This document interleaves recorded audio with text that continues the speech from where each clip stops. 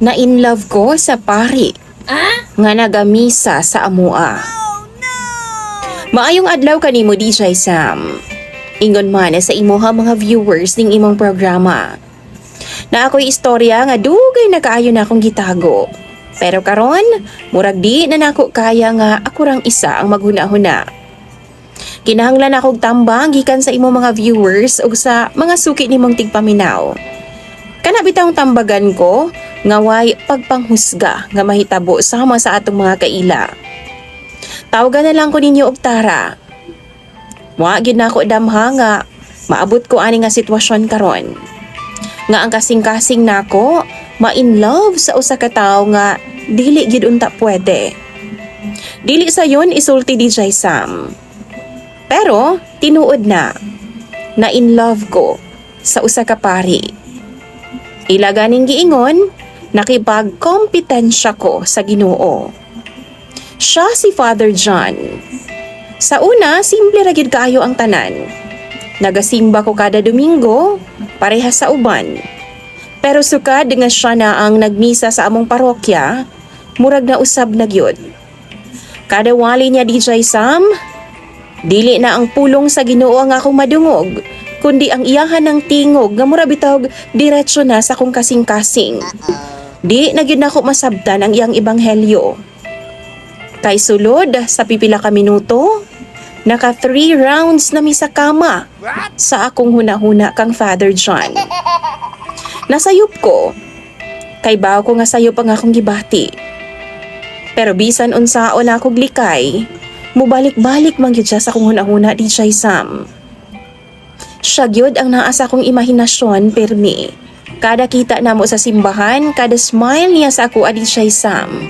Kana bitang moingon siya nga, peace be with you. Mura gyud og laom pa gyud ang akong na-feel. Niabot sa punto nga di na gyud ko katug og tarong paghinuna-huna sa iyaha. Makonsensya pud ko. Mahadlo ko sa akong ginabuhat. Mao to nga nakahukom ko nga mangumpisal na lang. Abi na ako didto ko makakita og kalinaw. Pagsulod na ako sa confessional, nangurog gyud ko DJ Sam. Wa ko masayod. Mura ko gusto na lang nga mo back out.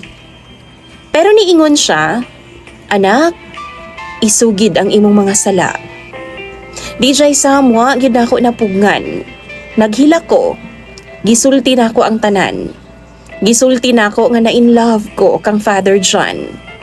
Na in love ko sa usa ka pari. Nag-expect ko DJ Sam nga kasabaan ko niya. Nga badlungon ko niya. Pahimangnuan nga dako kaayo ng sala.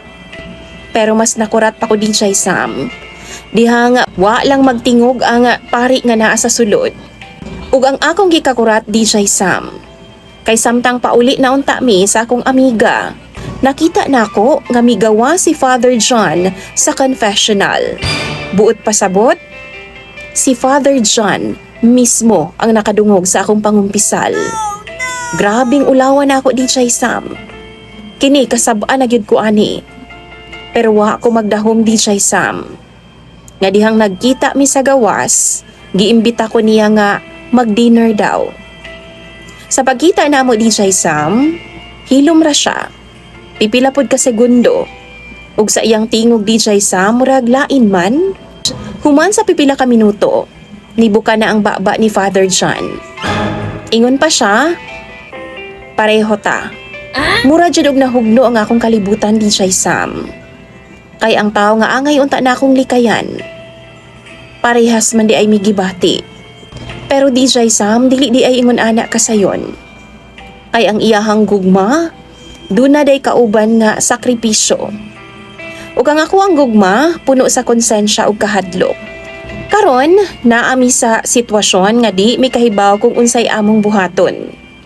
Nagkahigugma ay mi, pero kay baw mi nga daghan kaayo ang masakitan. Ang iyang pamilya sa simbahan, ang akong pamilya, ug labaw sa tanan, ang iyang panumpa sa Ginoo. Akong mama ug papa DJ Sam, di gyud sila musugot. Di gyud daw nila madawat. Ingon sila nga di daw sakto ang akong gibuhat. Dili maayo nga mong gugma, makagaba daw. Dili pwede nga ikaribal na ako ang Ginoo. Maong naglibog yun kaayo ko DJ Sam. Kung tinuod man ni ang among gibati, nganuman nga sayop man siya sa mata sa uban. Kung gugma man ni, nganuman nga kinahanglan man ni siyang isakripisyo. Usahay, gusto na ako siyang ipaglaban. Pero usahay pod, murag masakto nga buhian na lang. Bisan pa og sakit na kaayo DJ Sam. Kay bisan ang gugma nga tinuod, dili di ay kanang imong maangkon. Kundi, kanang kaya nimong buhian para sa mas dako nga butang. Ang tinuod, andam siyang mutalikod sa iyang propesyon para sa akoa. Para magbuo mi og kaugalingon namong pamilya. Pero ako naglibog ko. Kay sige kog tulisok sa akong mga ginikanan, labi na sa akong konsensya. Ingon pa sila magkaletse-letse daw ang among kinabuhi kung mas pilion nako ang mali nga gugma. Unsa man gyud ang sakto mga viewers. Ipaglaban ba nako siya? O pasagda nako siya nga mobalik sa iyang tahas? Bisan ako ang mahibilin nga masakitan. Nagalaom di ay kuha nga matambagan ko ninyo. Kay kapoy na kaayo magpaka-strong. Kung ang tinuod, sakit na gyud kaayo sa sulod. Palihog in taon tambagi ko ninyo. Imong sender o follower DJ Sam, Tara.